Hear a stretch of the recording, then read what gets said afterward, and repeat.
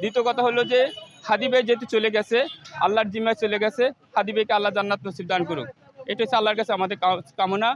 আর সরকারের কাছে আমাদের কামনা হলো যে যদি কোনো স্বৈরাচার যে চলে গেছে তার প্রতিটা বিষয় যাতে উল্লেখ করে তার রেসপন্স যারা আছে তাদেরকে সকলকে ধরে আইনের আওতায় এনে আমরা কঠিন শাস্তি চাই।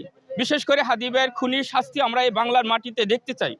আমরা নতুন প্রজন্ম যারা আছি আমরা চাচ্ছি এই বাংলাদেশ সাম্য, বৈষম্য এবং দেশকে যারা ভালোবাসে তাদেরকে নেতৃত্ব দিয়ে আমরা হাদি ভাইয়ের এই শহীদের করার যে প্রতিশ্রুতি যে উনি দিয়ে গেছে, ওনার শহীদের বদলা আমরা নেব এই সৎ ব্যক্তির মাধ্যমে। হাদি ভাই যেভাবে কাজী নজরুল ইসলামের বিদ্রোহী কবিতা পড়ে আমাদেরকে উজ্জীবিত করছে, হাদি ভাই যেভাবে আমাদেরকে ডাকছে তার কথার মাধ্যমে, তার ভঙ্গি আচরণ ব্যবহারের কারণে তিনি যেভাবে আমাদেরকে উৎসাহিত করছে যে আমরা শুধু সৎ এবং যোগ্য মানুষ হিসাবে হাদি ভাইকে পেয়ে যেভাবে কথাগুলো আমরা উদ্দীপনা হয়েছে, আমরা উৎসাহিত হয়েছি। আমরা আর কিছু চাই না। হাদি ভাই যা কিছু রেখে গেছে আমাদের দেশের জন্য, আমাদের নতুন প্রজন্মের জন্য, তার প্রতিটা রক্ত ফোঁটা যেন আমরা এই দেশকে প্রতিশোধের না নিয়ে আমরা যেন সুন্দর মতো সৎ যোগ্য নেতৃত্ব নিয়ে আমরা যেন হাদি ভাইয়ের প্রতিশোধ নিতে পারি। এটা হচ্ছে আমাদের চাওয়া পাওয়া।